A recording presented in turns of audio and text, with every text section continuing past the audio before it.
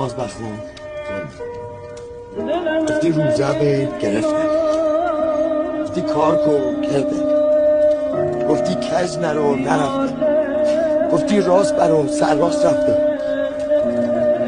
جانه دارم بره اینم شد دست بده فقط یه بار شد ببین یا ایو علمو سمن آخه تو چه دردته؟ بچه هات زیره زنت لباس داره پیل داری بلد جانشینت زن بستانی آخه قربان اون رحمان و رحیمت پکوک کنم و کریمت.